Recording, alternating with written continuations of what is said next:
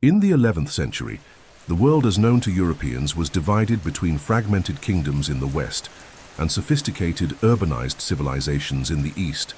Western Europe was a mosaic of fiefdoms, duchies, and kingdoms under a fragile political structure, marked by constant territorial disputes and a social system rooted in serfdom. Royal authority was limited, while feudal lords controlled castles, villages, and trade routes. Life revolved around the land and the church. Most of the population was illiterate, deeply religious, and lived under a spiritual worldview in which earthly suffering was seen as a path to eternal salvation. On the other side of the Mediterranean, the Islamic world presented a contrasting reality. Major cities like Baghdad, Damascus, and Cairo were centers of knowledge, commerce, and culture. Science, philosophy, and medicine flourished in universities and libraries. The Muslim religion formed the foundation of society, but coexisted with complex administrative structures and powerful caliphates. Although there were internal disputes among dynasties and ethnic groups, Islam maintained a religious and civilizational cohesion that stood in contrast to Europe's fragmentation. Between these two regions, the Byzantine Empire still endured, heir to Rome, though weakened by military pressures and religious conflicts. The Holy Land, especially Jerusalem, was a focal point of convergence and tension. Sacred to Christians, Jews, and Muslims, the city had been governed by Muslims since the 7th century. Christian pilgrims were still allowed to visit the holy sites, but occasional reports of persecution and desecration, often exaggerated, inflamed religious sentiment in Europe. The idea of liberating the holy places from the hands of the infidels began to take root, driven by monks, preachers, and ecclesiastical leaders who viewed faith as both a weapon and a mission. In this context, the power of the Catholic Church was rising rapidly. The Pope was no longer merely a spiritual leader, but had begun to assume a role of political authority.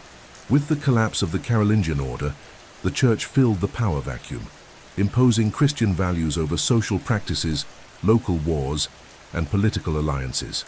The clergy controlled land, castles, and tax collection.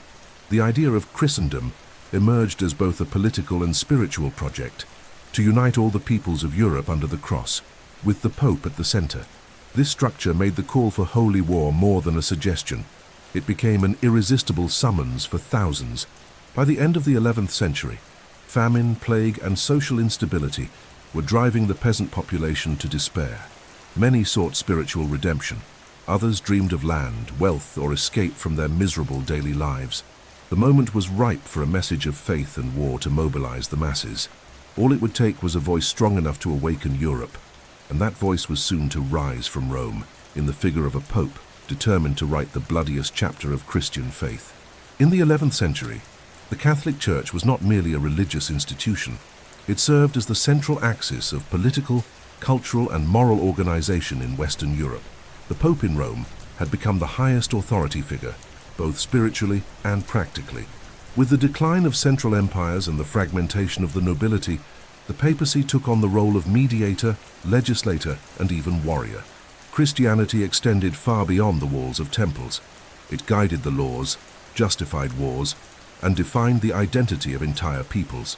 The Christian faith was the foundation of European unity, and the Pope stood as its absolute commander. The rise of the papacy as a military power began with the Gregorian reform, led by Pope Gregory VII. This reform aimed to centralize the Church's power and eliminate the influence of kings and nobles over the appointment of bishops and monks.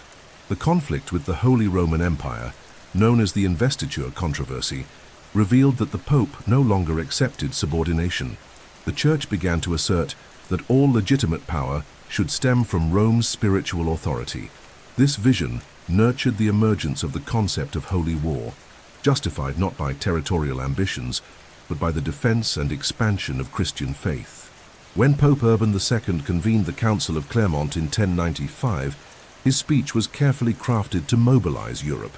He did not speak only of Jerusalem, but condemned Muslim crimes against Christians, invoked the sacred duty to protect pilgrims, and promised full indulgence, complete forgiveness of sins, and to those who took up the cross. This promise revolutionized the concept of penance. Dying in battle would no longer be a condemnation, but a direct passport to paradise. The Pope transformed martyrdom into glory and war into devotion. The Church also employed visual symbols and rituals to intensify fervor. Crusaders were publicly blessed, marked with the cross of Christ on their clothing, and sent forth with solemn liturgies. Preaching monks roamed through villages, stirring crowds with tales of Christian suffering in the East. The rhetoric was always polarized. The Crusaders were the warriors of light, Muslims, the agents of darkness. The message was clear and effective, reaching peasants, knights, and even debt-ridden nobles, all seeking redemption or opportunity. By turning the cross into a banner of war, the papacy achieved something unprecedented. It unified rival feudal lords around a common goal. Internal wars were temporarily suspended. Sworn enemies marched side by side, united by the promise of eternal glory. Papal authority grew even stronger. Rome was no longer just the spiritual heart of Christendom. It had also become the strategic center of an international military campaign. The crusade had become a political instrument, and the Pope, the supreme general of a war with no fixed borders. This new paradigm would not remain confined to the East. From that point on, the concept of crusade would be applied to any enemy of the faith, within or beyond Europe. Following the Council of Clermont, the Church's sword would be drawn not only against Muslims, but also against heretics, schismatics, and even Christians deemed deviant. The idea that the Pope could declare war in the name of God had taken root. The age of Crusades was only beginning, and Europe, for the first time, moved as a unified body under the command of an armed shepherd. In November of 1095, in the city of Clermont in southern France, Pope Urban II delivered one of the most influential speeches of the Middle Ages. Before a crowd of bishops, nobles, and knights, he called on all Christians of Europe to unite in a military expedition to liberate Jerusalem and the holy sites from Muslim control. It was an unprecedented proposition, a war justified not by land or revenge, but by faith. That moment marked the official beginning of the First Crusade, and it would alter the course of European and Eastern history. Urban II's speech was carefully crafted. He appealed to religious duty, knightly pride, and the fear of damnation. He claimed that Muslims desecrated altars, violated women, and slaughtered believers in the sacred lands. These allegations, largely exaggerated or inaccurate, mattered less for their truth and more for the emotion they stirred. The Pope knew what to say to provoke outrage and a thirst for vengeance. In exchange for participation, he offered something unprecedented: total indulgence. Those who died in battle would have all their sins forgiven. For a society deeply Christian and terrified of eternal damnation, this promise was liberation. The response was immediate. Many knights saw the call as a matter of honor. Others, indebted or marginalized, saw in the crusade a chance for a new beginning or wealth. Peasants heard the sermons of itinerant monks and enlisted en masse, even without weapons or training. Within a short time, thousands of men, women, and children were preparing to depart. The mobilization was chaotic. Autonomous groups set out ahead of schedule, such as the so-called popular Crusades, led by figures like Peter the Hermit and Walter the Penniless. These poorly organized contingents would face massacres and starvation before even reaching the East. The cross sewn onto clothing became a mark of identity. Those who accepted the call were said to take the cross, a gesture performed publicly in religious ceremonies. Churches became centers of recruitment and preaching. Along the roads, towns began receiving crowds on the march. The continent's geography shifted temporarily. Trade routes were transformed into military corridors. Villages welcomed or repelled crusaders. Tensions between Christians and Jews also escalated, leading to massacres in cities like Worms and Mainz, even before reaching the East. The main goal was Jerusalem, but the expedition's logistics were complex. The Crusader armies did not form a cohesive unit, but rather columns led by nobles from various regions, each with their own interests and rivalries. The main leaders included Godfrey of Bouillon, Bohemond of Taranto, Raymond of Toulouse, and others, all headed toward Constantinople, where Byzantine Emperor Alexios I received them with suspicion. The empire had asked for military help, but had not anticipated such massive mobilization. The relationship between the Crusaders and Byzantines would be marked by fragile alliances and soon broken promises. With the momentum of Clermont, European Christendom transformed its identity. The idea that faith could justify violence gained legitimacy. This was no longer merely a military conflict, it was the birth of a new spiritual ideal, the warrior of God. For the first time, the West embarked on an armed campaign under the banner of salvation, driven by a pope who unified crowns, castles, and peasants around a common goal. The Crusades were underway, and Jerusalem became more than just a destination, the ultimate symbol of medieval Christian devotion. The First Crusade was marked by improvisation, extreme faith, and brutality. Initiated in 1096 after the call of Urban II, the campaign gathered tens of thousands of people, including seasoned knights, ambitious nobles, and masses of peasants, all motivated by spiritual promises, material rewards, and the desire to reach the Holy Land. Unlike traditional military campaigns, it lacked a unified command. Leaders operated with relative autonomy, and alliances among the crusading groups were fragile.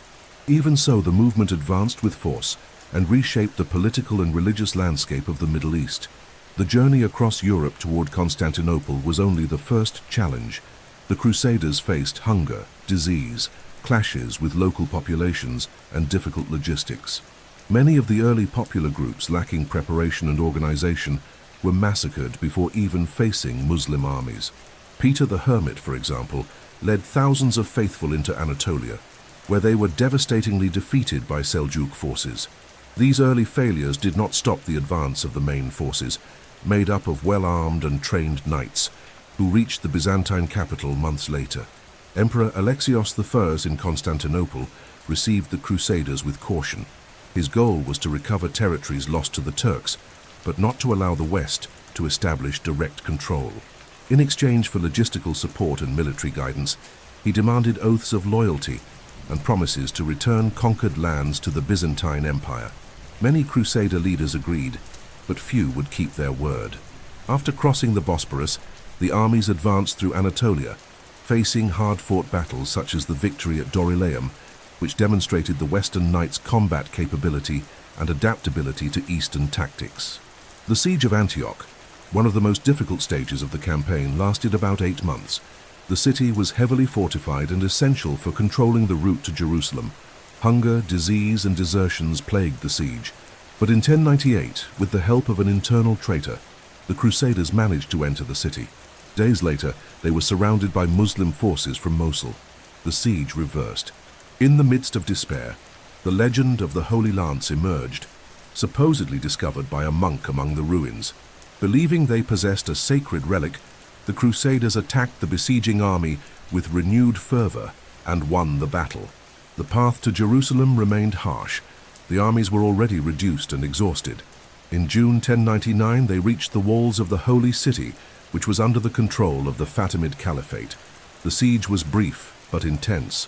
After weeks of blockade and construction of siege towers, the Crusaders stormed Jerusalem in July. What followed was a massacre. Contemporary accounts describe blood flowing through the streets and thousands of Muslims and Jews killed in temples and homes. To the Crusaders, this was not cruelty, it was purification. The city was delivered to the sword, and the invaders held rituals of thanksgiving at the Holy Sepulchre. After the conquest, the Latin Kingdom of Jerusalem was founded, with Godfrey of Bouillon as its first ruler. He declined the title of king and assumed the title of Defender of the Holy Sepulchre. Other Crusader states were established, such as the counties of Edessa and Tripoli and the Principality of Antioch. But these domains were surrounded by hostile Islamic territories and depended on reinforcements from Europe. Even so, the First Crusade was considered an absolute success by Christendom. Thousands had died, but Jerusalem was once again under the cross.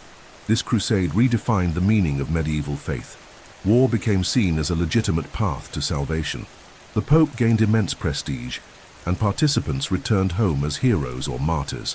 The Christian world celebrated the victory, but the Islamic world began to view the Crusaders as fanatical invaders.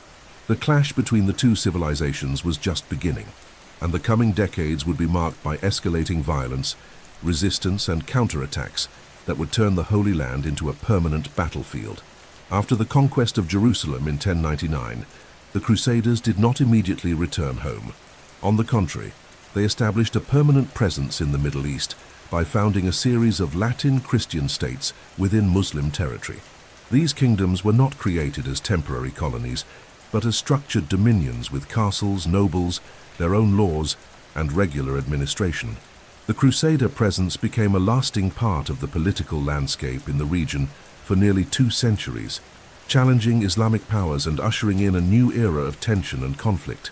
The most prominent of these realms was the Latin Kingdom of Jerusalem, headquartered in the Holy City. Although Godfrey of Bouillon had refused the title of king, his successor Baldwin I was officially crowned, establishing a feudal monarchy modeled on European systems. The kingdom stretched from the coast to parts of the interior and controlled important religious and commercial centers. Other entities included the County of Edessa, the Principality of Antioch, and the County of Tripoli, each with its own military and political structures, supported by Crusader nobles and the immigration of European Christians. These states faced major challenges from the outset. They were geographically isolated, surrounded by hostile Islamic powers, and heavily reliant on maritime routes for supplies, weapons, and reinforcements. Relations with the Byzantine Empire were also unstable.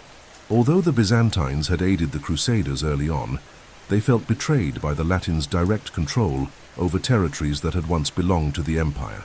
This tension led to conflicts and fragile alliances, making any long-term defensive coalition between Western and Eastern Christians difficult.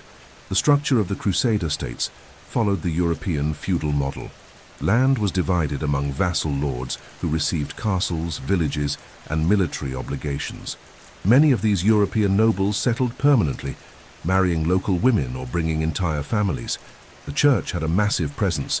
Latin bishops were installed in cathedrals previously occupied by Eastern clergy. Monasteries and religious orders received land and privileges. Legal systems combined feudal law with adaptations for dealing with Muslim, Jewish, and Orthodox Christian populations who continued to live in the region. Coexistence with local peoples was sometimes pragmatic. Muslims and Eastern Christians, although marginalized, were often tolerated in exchange for paying taxes. Trade between different communities remained active, especially in port cities. Occasional alliances with Muslim leaders also occurred, based on strategic interests. Nevertheless, cultural and religious resentment persisted, fueling constant hostility. To Muslims, the Crusader states were impure intruders. To the Crusaders, the mission of keeping Jerusalem under the cross justified any sacrifice. The military architecture of the Crusader states became a symbol of their resistance. Castles such as Crac des Chevaliers, Marga, and Kerak were built to protect borders and intimidate enemies. These fortresses were imposing works, with thick walls, defensive towers, and food and water supplies capable of withstanding long sieges. They not only provided defense, but also imposed political presence over the territory. Many of these castles still stand today, silent witnesses to the Christian attempt to establish control over Muslim lands. Over time, the Crusader kingdoms grew increasingly dependent on external support.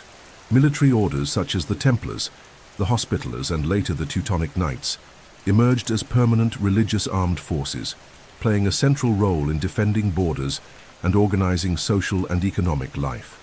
They combined monastic vows with military training and came to control vast regions, accumulating political power and autonomy, which profoundly changed the nature of the crusading effort. Despite the appearance of stability, the Crusader states were under constant threat. Local populations did not accept them as legitimate, and Islamic leaders began organizing more coordinated responses. With the rise of figures like Zengi and Nur ad-Din, the project to recapture Jerusalem gained momentum. The Christian presence in the east, though consolidated for a time, was fragile, and future events would show that the survival of these kingdoms would require more than walls and faith. After the conquest of Jerusalem by the Crusaders and the establishment of Christian kingdoms in the east, the Islamic world took time to respond in a coordinated way.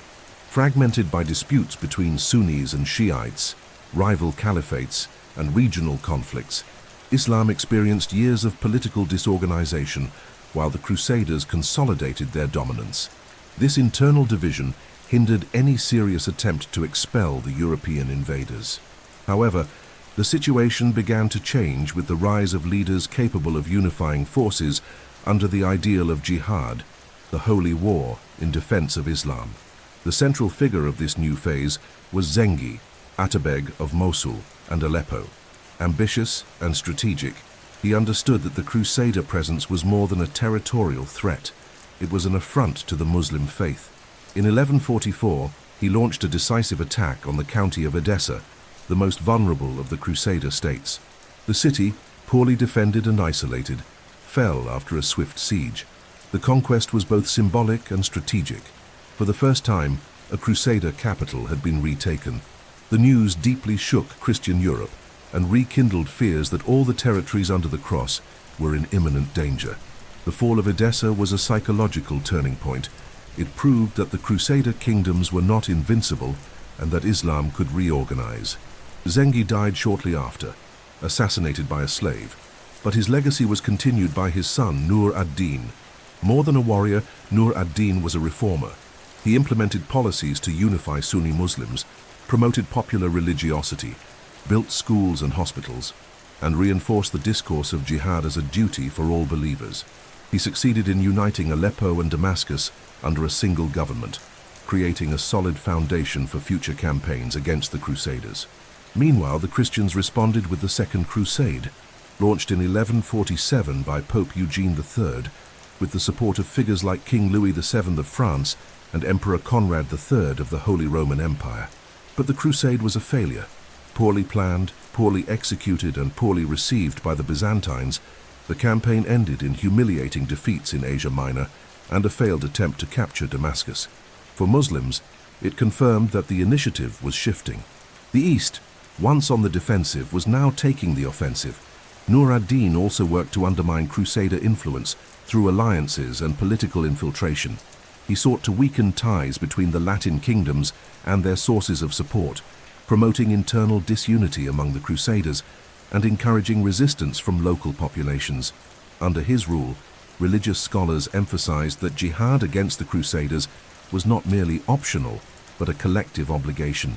This strengthened unity among Arabs, Turks, and Kurds, regardless of ethnic or regional differences.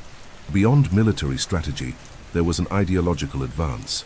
Nur ad-Din's propaganda exalted Islamic heroism, recalled the glories of past caliphates, and demonized the Crusaders as profane invaders. This approach not only boosted recruitment for the armies, but also created a shared identity of resistance.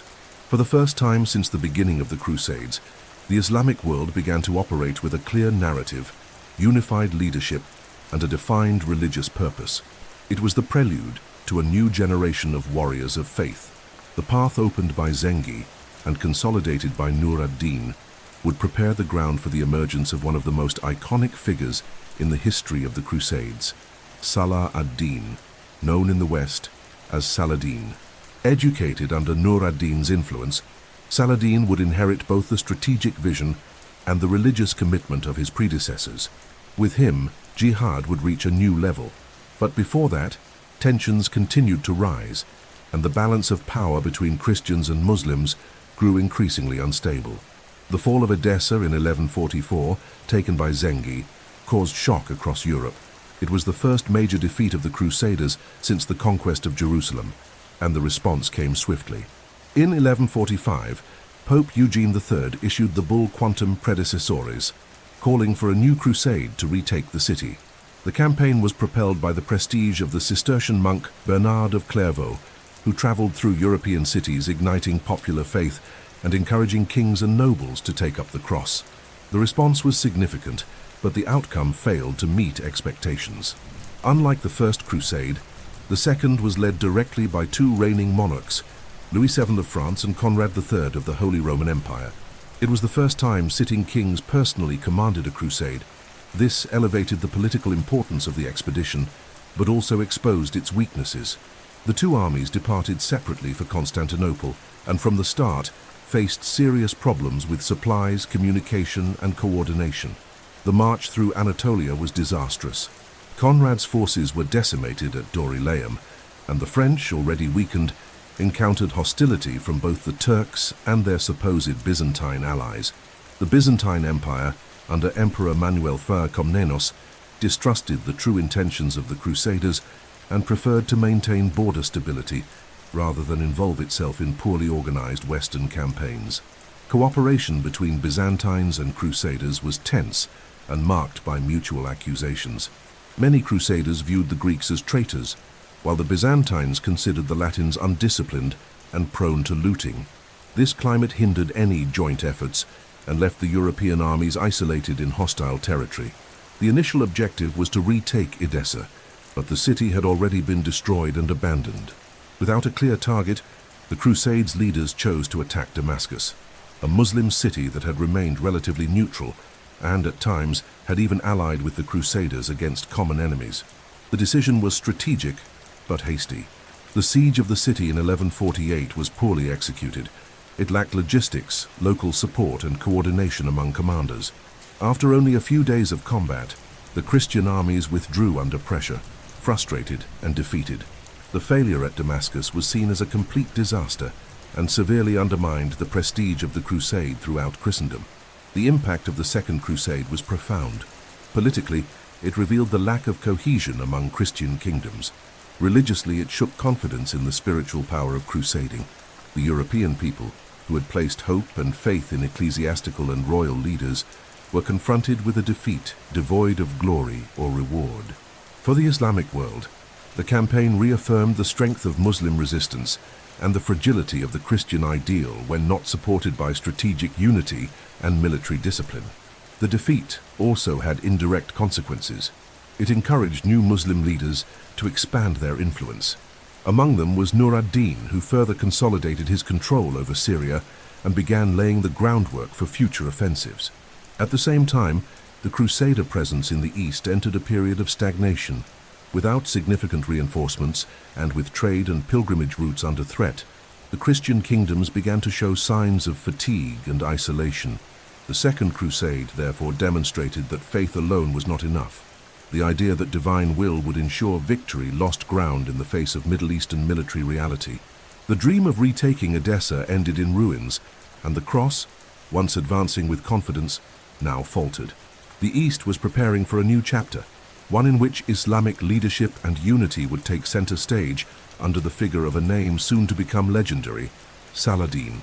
At the end of the 12th century, a figure emerged as the symbol of Muslim leadership and resistance to the Crusades, Salah ad-Din Yusuf ibn Ayyub, known in the West as Saladin.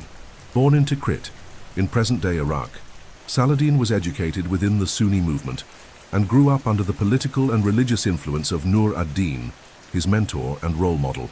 Initially seen as just one military officer among many, Saladin quickly stood out for his intelligence, piety, and administrative ability, assuming command roles that would soon become decisive in the history of the Middle East. His political rise began in Egypt.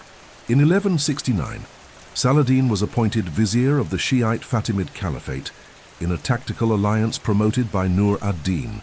However, with the death of Caliph al-Adid in 1171, he dissolved the Shiite Caliphate and declared loyalty to the Sunni Abbasid Caliph in Baghdad, ending centuries of religious division in Egypt. This unification under Sunnism allowed him to expand his authority based on religious legitimacy. With Egypt under his control, Saladin moved to consolidate his dominance over Syria after Nur ad-Din's death in 1174. Within a few years, he united Egypt, Syria, parts of Mesopotamia, and the Hejaz under centralized rule. With Islamic power unified, Saladin turned his focus to the great goal of jihad, the liberation of Jerusalem. But unlike earlier leaders, he combined political prudence with religious zeal. He avoided unnecessary conflicts and prioritized military and diplomatic strength. At the same time, he encouraged popular devotion, built religious schools, and cultivated the image of a just and devout ruler. His authority was respected, even among his enemies. Saladin was not merely a general, he was a statesman, committed to restoring Islam as a central force in the Arab world. The decisive confrontation with the Crusaders occurred in 1187 at the Battle of Hattin, near the Sea of Galilee. The Christian kingdoms in the region, weakened by internal rivalries and poor leadership, responded poorly to a provocation strategically orchestrated by Saladin. King Guy of Lusignan and the knight Reynald of Châtillon, known for violating treaties and attacking Muslim caravans, led the Crusader army into the desert without adequate supplies. Surrounded and dehydrated, the Christians were utterly defeated. Many were killed, others captured. Reynold was executed personally by Saladin, fulfilling his vow not to pardon treachery. The victory at Hattin cleared the path for Saladin's greatest triumph, the recapture of Jerusalem. With no force capable of resisting, the city surrendered in October 1187. But unlike the Crusaders' actions in 1099, Saladin forbade the massacre of civilians. He set terms for ransoms, allowed many Christians to leave safely, and respected the holy sites. The Al-Aqsa Mosque was purified, but churches were left standing. This gesture resonated strongly in the Christian world, which now found itself militarily humiliated and morally challenged by an enemy who had shown more mercy than the Crusaders had in their own victory. The reconquest of Jerusalem marked the peak of Saladin's career. He had become the undisputed leader of Islamic resistance and a symbol of Muslim unity. But his success provoked a new reaction from Europe. The Third Crusade was about to begin. Led by figures such as Richard the Lionheart, Frederick Barbarossa, and Philip Augustus, it would mark the start of a new cycle of confrontations, this time with greater military sophistication and even broader political ambitions. Even so, Saladin secured a legacy that transcended his time. His campaigns redefined the balance between Christians and Muslims in the Middle East. He unified territories, inspired generations, and demonstrated that war could be waged with honor without losing resolve. He died in 1193, just a few years after the height of his achievements, leaving behind a vast but unstable empire. His figure would remain a lasting example of religious and military leadership, remembered both in the Islamic world and in medieval Europe, where, ironically, he was admired even by his enemies. The loss of Jerusalem in 1187 provoked an immediate reaction in Christian Europe. The city, considered the spiritual heart of Christendom, had been taken by Saladin, and the news caused a wave of shock in all royal courts. In response, Pope Gregory VIII issued the bull Audita Tremendi calling for a new crusade. Thus began the Third Crusade, also known as the Crusade of Kings, due to the direct participation of the most powerful monarchs of the time: Richard I of England, known as the Lionheart, Philip II of France, and Frederick I Barbarossa, Emperor of the Holy Roman Empire. The expedition began with grand promises but faced setbacks from the start. Frederick Barbarossa, leading a large German army, drowned in a river in Anatolia in 1190 before even reaching the Holy Land. Without his leadership, many of his soldiers abandoned the campaign. The alliance between Richard and Philip was also unstable. Political rivalries and mutual distrust led the French king to return to Europe after the capture of Acre, leaving Richard with the majority of the military burden. Despite the difficulties, the Third Crusade achieved important military victories. Richard conquered the island of Cyprus, turning it into a strategic base for the Crusaders. He then led the siege and capture of Acre, one of the main port cities under Muslim control. The victory was hard-fought, and negotiations with Saladin over prisoner exchanges failed. As a result, Richard ordered the execution of approximately 2,700 Muslims, an episode that profoundly affected the tone of the crusade and left deep scars in the relations between both sides. The confrontation between Richard and Saladin became the symbolic centerpiece of the crusade. Although they never met in direct single combat, the two commanders engaged in a series of battles and negotiations along the Palestinian coast. The most significant was the Battle of Arsuf in 1191, in which Richard defeated Saladin's forces and regained control of the territory between Acre and Jaffa. Despite his victories, he was unable to advance toward Jerusalem. The city remained out of reach, protected by a reorganized army and an effective defensive system. Negotiations between the two leaders revealed mutual respect, although laden with tension. Saladin offered religious concessions, including the right for Christian pilgrims to enter Jerusalem. Richard, under pressure from logistical constraints and internal political tensions in England, ultimately accepted a compromise. In 1192, the Treaty of Jaffa was signed, establishing a 3-year truce. Jerusalem would remain under Muslim control, but Christian pilgrims would have free access to the city and its holy sites. The Third Crusade did not achieve its primary goal, the recapture of Jerusalem, but it prevented the complete collapse of the Crusader kingdoms and solidified Richard's reputation as a military leader. His strategic brilliance and battlefield courage became legendary. Saladin, in turn, reinforced his image as a magnanimous sovereign and defender of Islam. Both left the battlefield as larger figures than when they arrived, though on opposing sides of faith and history. The campaign revealed the limits of the crusading ideal. The lack of unity among Christian kings, the high costs and logistical exhaustion demonstrated that the success of a crusade required more than faith. It demanded consistent leadership and careful planning. The balance between Christians and Muslims appeared to have been re-established, but it remained fragile. Conflicts would persist, and the hope of retaking Jerusalem by force would resurface. The Holy War was far from over. The Fourth Crusade, called at the end of the 12th century, initially aimed to reconquer Jerusalem, which remained under Muslim control. However, unlike previous campaigns, it completely veered from its original purpose. What began as a religious expedition ended in a brutal attack on the greatest Christian city of the Eastern world, Constantinople, the capital of the Byzantine Empire. This episode marked an irreparable rupture between Western and Eastern Christians and permanently stained the idea of the Crusade as a holy war. The Crusade was proclaimed in 1198 by Pope Innocent III, one of the most influential popes of the Middle Ages. He intended to restore the glory of the Crusades and retake Jerusalem. But from the outset, the project faced practical difficulties. The greatest of these was transportation. To reach the Levant, the Crusaders needed large-scale ships. They turned to the powerful Republic of Venice, which offered its fleet in exchange for payment. The Crusaders, however, failed to raise the promised sum. To settle the debt, the Venetians proposed an alternative solution: attack Zara, a Christian city and rival of Venice, as compensation. This attack, which took place in 1202, was the first clear deviation from the Crusades' original goal. Zara was a Catholic Christian city, yet it was looted by fellow Crusaders.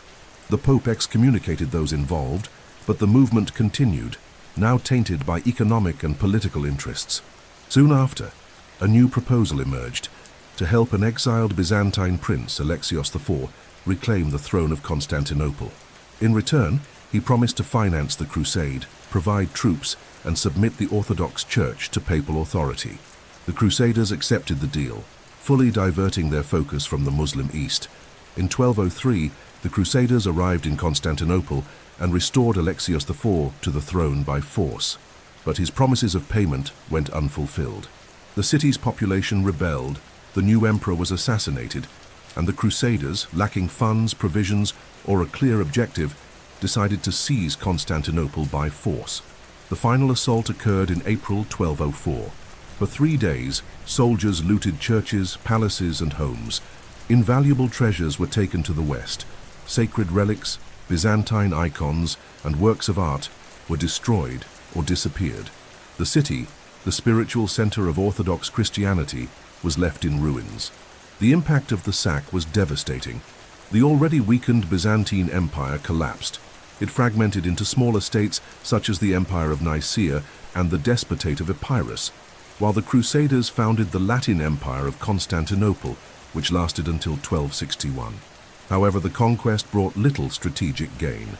Jerusalem remained under Muslim control, and the Crusader states in the east remained vulnerable. The crusade had completely failed in its religious purpose. The Fourth Crusade represented the definitive breaking point between the Eastern and Western churches. The Orthodox population would never forgive the West for the sack. From this point on, Christian unity became unattainable. The papacy, though not directly responsible for ordering the attack, was held morally accountable for the diversion of the mission and the destruction of a Christian city. The image of the Crusades as sacred wars began to be questioned, even among Europeans themselves. In the end, the cross, meant to unite the faithful, was used as a pretext for economic and political conquest. The Fourth Crusade not only failed to reclaim Jerusalem, it destroyed one of the pillars of Eastern Christianity and turned brothers in faith against one another. The dream of Christian unity crumbled amid the flames of Constantinople, and the legacy of the Crusades came to carry, alongside military glory, the weight of its most profound contradiction. Not all crusades of the Middle Ages were organized by kings or nobles. Some arose from spontaneous movements, led by charismatic figures without official support from the Church. These episodes, known as minor crusades, were driven by extreme faith, social despair, and mystical interpretations of divine will. Although militarily ineffective, these crusades reveal the depth of popular religious fervor and the blurred line between devotion and fanaticism. The most well-known of these initiatives is the Children's Crusade, which occurred in 1212. According to medieval sources, thousands of youths, inspired by visions and fiery preaching, believed that their purity alone would be enough to conquer Jerusalem without violence. Led by figures like Stephen of Cloyes in France and a boy named Nicholas in Germany, the groups marched toward the Mediterranean, expecting the sea to part miraculously and allow them to cross to the Holy Land. This, of course, never happened. Many participants died from hunger, exhaustion, or exposure to the elements. Others were deceived by unscrupulous merchants who promised free transport and instead sold the children into slavery in North Africa. It is unclear how many people took part or whether they were all truly children, but the episode demonstrates the power that crusading ideas held over the poorest and most vulnerable segments of society. The Church, though it did not officially promote the movement, also failed to act swiftly to stop it. A similar phenomenon occurred with the Shepherd's Crusade, which took place a few decades later, in 1251, and again in 1320. On those occasions, groups of peasants and shepherds organized themselves to march either toward the Holy Land or in some cases against Muslims and Jews in their own regions. Led by preachers who claimed divine visions, these movements quickly turned violent. Jewish villages were attacked, monks were driven out, and entire towns went into panic. Unlike traditional crusades, these popular mobilizations followed no military strategy and sought no coordination with nobles or kings. The Church's response was ambiguous. On some occasions it tried to suppress the movements with force. In others it chose to ignore the events until they collapsed on their own. The difficulty in controlling these minor crusades showed that the religious discourse spread over the centuries had escaped the clergy's grasp. The cross ceased to be merely a symbol controlled by the Pope and became a banner in the hands of the people, with all the dangerous consequences that entailed. These movements were also an expression of social crisis. Famine, epidemics, and feudal oppression created an environment of constant despair. Many peasants saw in the Crusades an escape, however illusory, from their daily suffering. The promise of a better world, even if through miraculous or irrational means, mobilized crowds. Faith ceased to be mere consolation and became a catalyst for action, even if without clear direction. The minor crusades did not result in territorial conquests or religious victories. In practice, they were tragic failures. But from a historical perspective, they represent a moment when religion ceased to be the monopoly of the elites and took root deeply within the masses. The cross, once wielded by kings and generals, came to be carried by children, shepherds, and peasants. This revealed a new dimension of the medieval spirit, a popular, chaotic, and uncontrollable faith, driven more by hope and desperation than by planning or reason. As the decades passed, the Crusades lost momentum, but the idea of reclaiming Jerusalem persisted. Between the 13th and 14th centuries, new military expeditions were launched. The 5th, 6th, and 7th Crusades aimed at restoring Christian control over the Holy Land. These campaigns ultimately demonstrated the weakening of the crusading movement and the growing difficulty of sustaining long and costly wars in distant territories. Faith remained, but the results were increasingly disappointing. The Fifth Crusade was proclaimed in 1213 by Pope Innocent III, one of the most active defenders of holy war. The plan was strategic: to attack Egypt, the economic and political base of the Ayyubid dynasty, founded by Saladin, and then advance toward Palestine. In 1218, the Crusaders laid siege to Damietta, an important port city in the Nile Delta. After months of fighting, they captured it in 1219. However, the victory was poorly managed.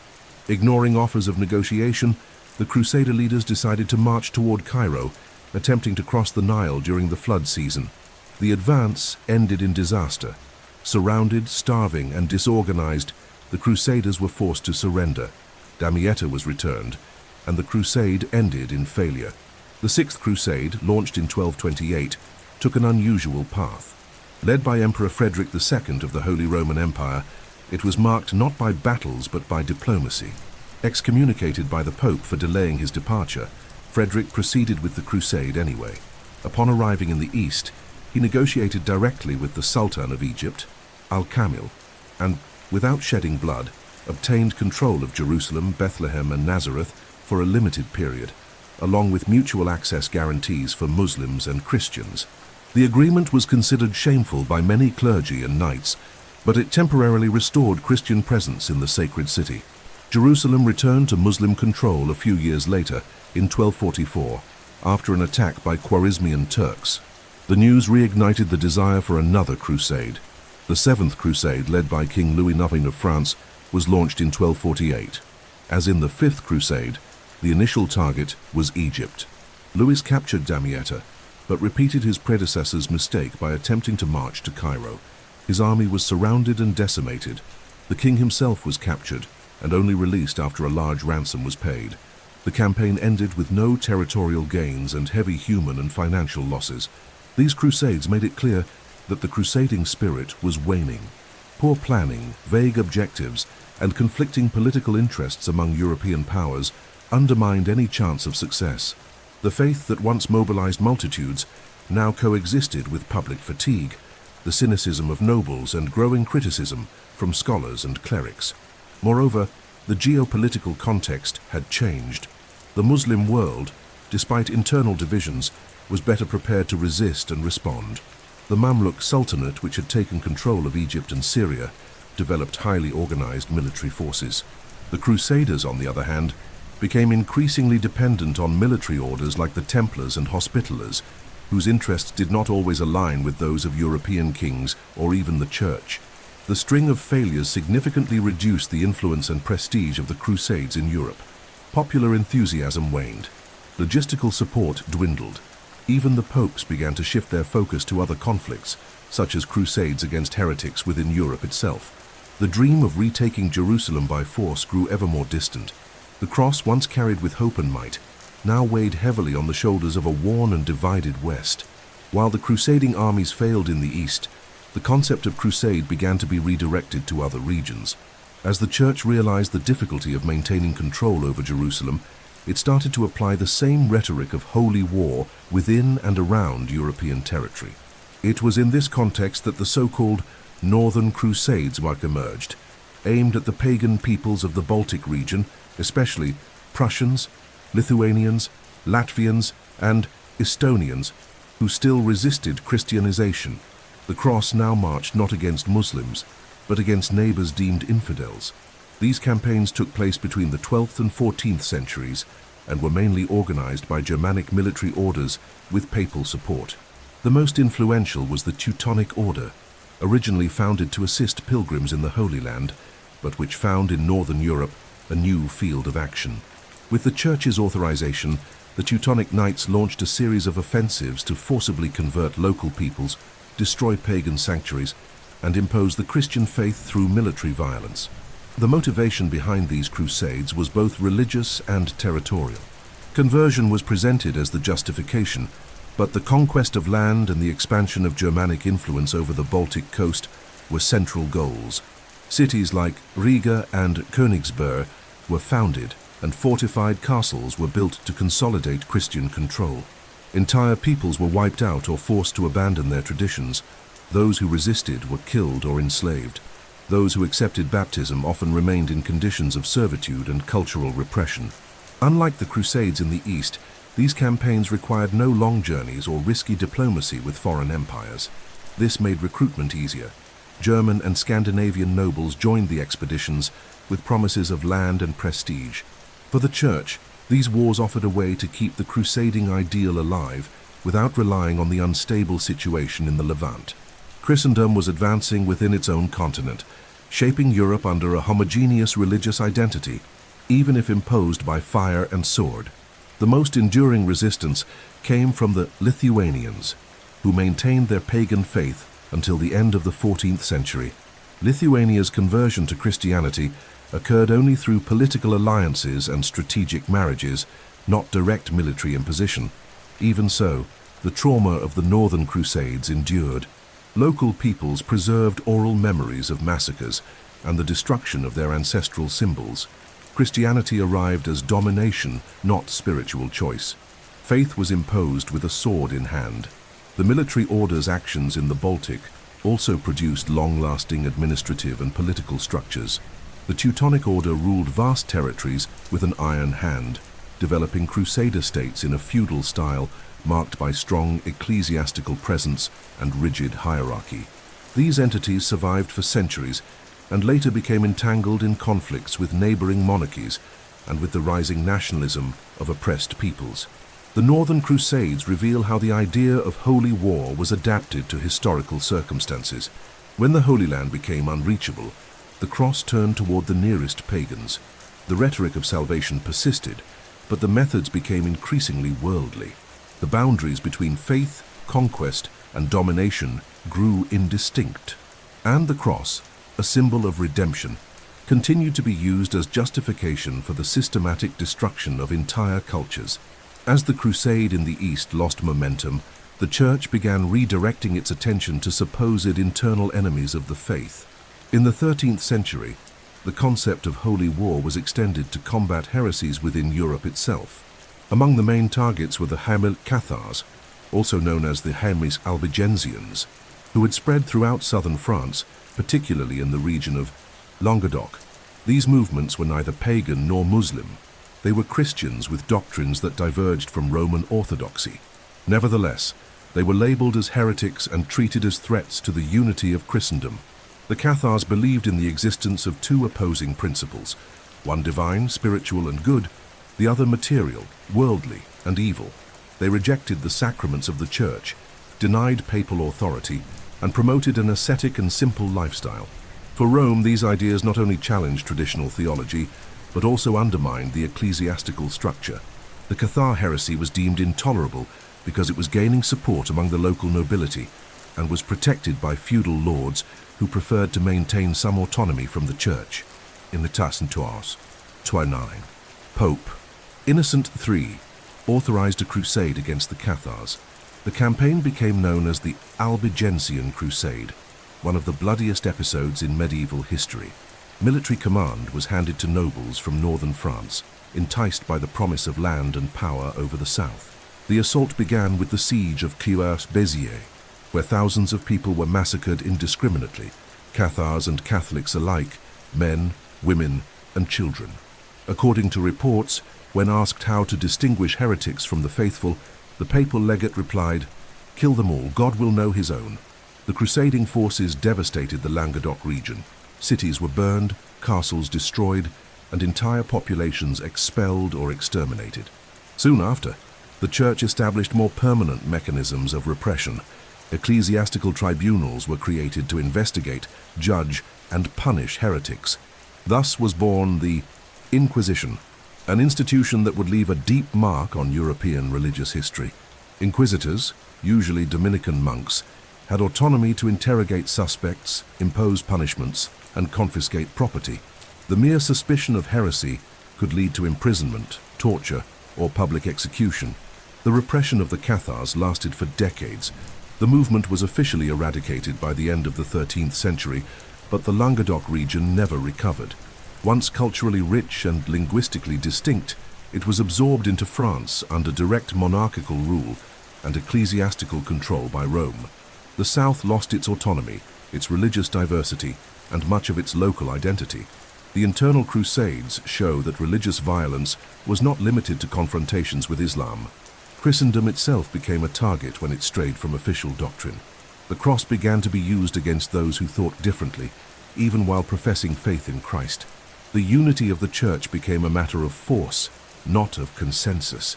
Intolerance was elevated to the level of institutional policy. In doing so, the concept of crusade expanded. Any war against heresy could now be justified as a crusade. Faith ceased to be a shield and became a sword. From that point forward, the Middle Ages entered a new phase, one of systematic persecution of internal dissent, where the salvation of the soul increasingly demanded absolute control over thought. The Crusades left deep marks on medieval history. Over 2 centuries, the Holy Wars led to millions of deaths, population displacements, the destruction of entire cities, and lasting changes in the relationships between religions, kingdoms, and cultures. Although their stated goal was spiritual, the conquest and defense of sacred sites, their real consequences were political. economic, social, and ideological. The legacy of the Crusades is complex and contradictory, blending advancements with brutality, cultural exchanges with episodes of extreme fanaticism. On the demographic level, human losses were enormous. Crusaders died in battles, from disease, during sea crossings, and in prolonged sieges. Muslim, Jewish, and Eastern Orthodox Christian populations were massacred in various campaigns, especially during the early Crusades and those launched without centralized control. The lesser Crusades, led by peasants and fanatics, also contributed to indiscriminate killing. War waged in the name of faith showed no regard for the distinction between combatants and civilians. Culturally, there were unexpected impacts. Contact between the West and the East fostered exchanges of knowledge. Crusaders, upon reaching cities like Damascus, Baghdad, and Cairo, encountered levels of scientific, medical, and architectural sophistication far beyond that of feudal Europe. Agricultural techniques, mathematical instruments, philosophical texts, and medical works were gradually introduced into the West. Many of these were translated from Arabic into Latin and would influence the urban and intellectual revival of the late Middle Ages. Trade was also transformed. Italian cities such as Venice, Genoa, and Pisa grew wealthy by providing ships, weapons, food, and logistical services to the Crusaders. These republics used the routes opened by the campaigns to establish lasting commercial networks in the Eastern Mediterranean. Goods such as spices, fabrics, perfumes, and precious metals began circulating more intensely. The feudal economy, based on self-sufficiency, gave way to a more dynamic and interconnected system, paving the way for mercantile capitalism. However, these exchanges took place amid rising fanaticism. The Crusades intensified religious hatred. The image of Islam as the absolute enemy of Christianity was reinforced by centuries of rhetoric and conflict. Conversely, the Muslim world came to see the West as a barbaric and ruthless invader. This antagonism extended far beyond the end of the Crusades, shaping collective memory and political discourse for generations. The conflict became not only territorial, but also symbolic and identity-driven. The Crusades also reinforced papal power. For a time, the Pope was able to mobilize kings, nobles, and peasants in the name of a common mission. The centralization of faith around Rome strengthened the prestige of the Church, which came to be seen not only as a spiritual guide, but also as a military and diplomatic authority. However, repeated failures, especially after the sack of Constantinople and defeats in Egypt, undermined confidence in the crusading ideal. By the 14th century, the concept of the crusade began to lose legitimacy, and the faith that had sustained it turned to other religious expressions, such as mendicant orders and popular mysticism. Ultimately, the Crusades revealed the limits of coherence between religious discourse and political practice. The use of faith to justify conquest, massacre, and opportunistic alliances left marks that would be felt for centuries. The concept of just war, widely debated by theologians, was distorted by the brutal reality of the campaigns.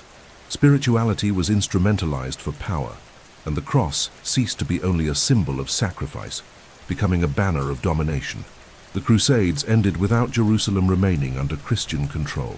The Crusader states in the East fell one by one, but their legacy was engraved in European memory and the Western religious imagination. The impulse that had once driven thousands to march for a promised faith dissolved into violence and exhaustion, and the dream of the Holy Land, once filled with devotion, was left surrounded by ashes, blood, and silence. The legacy of the Crusades extends far beyond their battles. Although launched as religious expeditions, they became a symbol of an era in which faith and war became intertwined, and in which spirituality was used to justify conquest, violence, and domination. For over 2 centuries, kings, knights, and commoners engaged in conflicts that reshaped the political, social, and religious landscapes of Europe and the Middle East.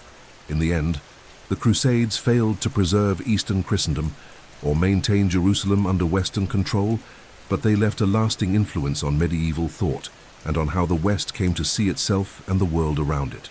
The idea of a just war, which already existed in earlier theological doctrines, was radically transformed. The crusade, as a concept, bestowed automatic sanctity upon violence. Killing in the name of faith ceased to be a sin and became a spiritual merit. This created a new moral category in which brutality was not only permitted but encouraged, provided it was directed at the right enemy. The enemy, in turn, did not have to be an armed combatant. It could be a heretic, a pagan, a Muslim, or even a Christian whose ideas diverged from those approved by Rome. This logic expanded over the centuries. The Crusades ceased to be a specific military campaign and evolved into an ideological model. It was applied against Cathars in France, against pagan Slavs in the Baltic, against Moors in the Iberian Peninsula, and even as a political tool against internal adversaries. The term crusade became widespread, carrying the symbolic weight of purity, mission, and sacrifice, even when the objectives were purely strategic or economic. Culturally, the Crusades helped shape the identity of the Christian West. The perception that there existed a fundamental opposition between Christendom and Islam gained strength. This idea would persist throughout the Middle Ages and beyond, fueling distrust, prejudice, and religious conflict that extended into the modern era. The Crusades also reinforced national myths, such as those of Crusader heroes in France, England, and Germany, and influenced the collective imagination through legends, songs, and chivalric romances. At the same time, the Crusades revealed the limits of faith as a political tool. The gap between the idealized discourse of redemption and the practical horrors of war became increasingly evident. Religious fanaticism, when combined with territorial ambition, produced massacres, looting, and schisms. The sack of Constantinople, the destruction of Cathar cities, and the uncontrolled popular crusades demonstrated how sacred rhetoric could escape institutional control and create chaos. Even so, the spiritual impulse that motivated many crusaders was genuine. For thousands of people, taking up the cross was an act of devotion, renunciation, and hope. Men and women walked thousands of kilometers, enduring hunger, thirst, disease, and death, believing they were serving an eternal purpose. This human dimension, marked by sincere faith, coexisted with the political and economic interests that drove the leaders. The crusading ideal was at once an expression of a profound desire for connection with the sacred and a tool for domination and control. The myth of the crusade remains alive in many cultures, whether as a symbol of sacrifice or as a warning against the dangers of fanaticism. Its legacy is neither simple nor unified. It is an inheritance of faith mixed with blood, of idealism compromised by ambition, of hope lost in the march of swords. In the end, the Crusades remind us that history is made of noble intentions that often lead to tragic consequences, and that even the most sacred ideas can be used to justify the unthinkable.